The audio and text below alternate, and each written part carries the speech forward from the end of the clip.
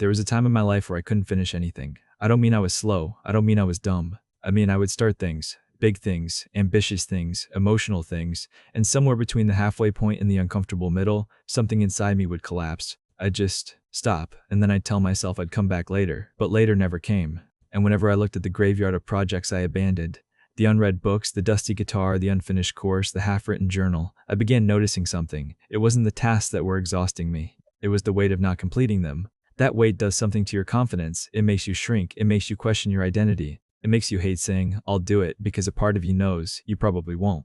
But here's the truth I didn't want to face. It was never about the tasks. It was me. I was the unfinished thing. My mindset was unfinished. My self-belief was unfinished. My emotional resilience was unfinished. And the worst part? I didn't even realize I was sabotaging myself by staying busy instead of finishing anything. But eventually, I had to admit something painful. I wasn't lazy. I was afraid. People assume that procrastination comes from laziness. But in my case, and maybe in yours too, procrastination came from fear. Fear of what? Not the task, the result.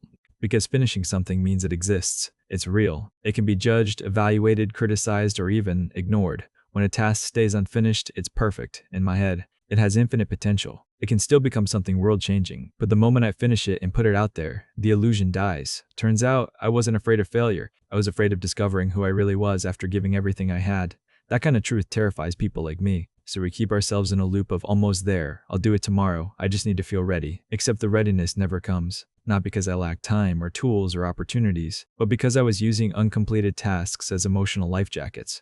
I learned that willpower was a trap. I used to believe I needed more motivation, more quotes, more self-help videos, more just do it energy, but it never worked. Then one day I found out why. Willpower is not a strategy. It's a signal, and it fades. Self-discipline isn't about feeling strong. It's about designing a life where even your weakest self still moves. I used to wait until I felt like it. Then I learned the truth. I never would. And I took that personally at first. I thought I was broken. But really, I wasn't broken. I was untrained. I didn't need more motivation. I needed a system that worked even when I didn't. The moment that broke me. You ever have one of those moments where all your unfinished tasks suddenly turn into evidence? That happened to me. There was a day I looked at the calendar, at the goals I'd set for the year, and I realized I was about to repeat the exact same year. Nothing had changed. The same dreams, the same to-do lists, the same ideas, floating in the air, never hitting the ground, and I felt embarrassed, not because other people judged me, but because deep down I knew I was lying to myself.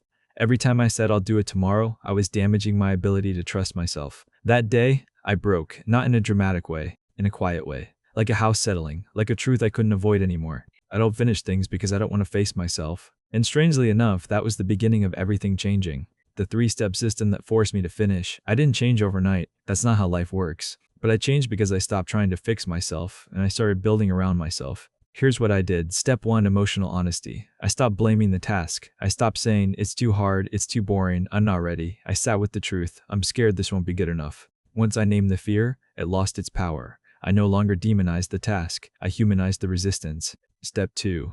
Psychological trickery. I turned goals into rituals. Instead of saying, I have to finish this giant thing, I'd say, I just have to sit down for 20 minutes. When the brain doesn't feel attacked, it stops fighting you. I turned tasks into time blocks, not finish lines. I measured effort, not completion. It's weird, but once I made the finish line smaller, I crossed more of them. Step 3. Environment over strength.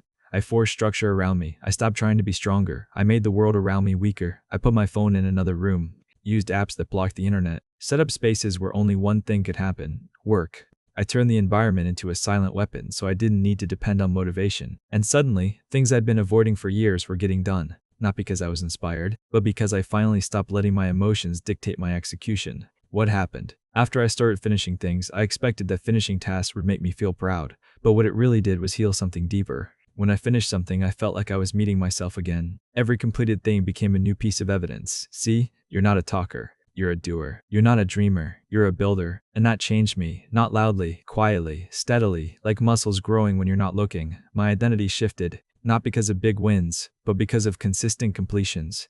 You're not undisciplined. You're unconditioned. I thought I had a time management problem. I didn't. I had an identity management problem. I saw myself as someone who starts things, not finishes them. And the world will always reflect the identity you believe in. So don't just try to change your habits. Change the way you see yourself. Instead of saying, I have to finish this, say, I'm the kind of person who finishes what I start. And every time you complete even the smallest task, you become that person a little more. You don't need a transformation. You just need one win today. Just one task, start to finish. It might take 10 minutes, it might take 2 hours. But you will feel something powerful, not pride, but peace, because the world outside might not care, but your soul does. Finish something today, even if no one sees it, even if it's small, even if it scares you. You're not finishing the task, you're finishing the old version of you, and that's where your real life begins, not when you start, but when you finally learn to finish.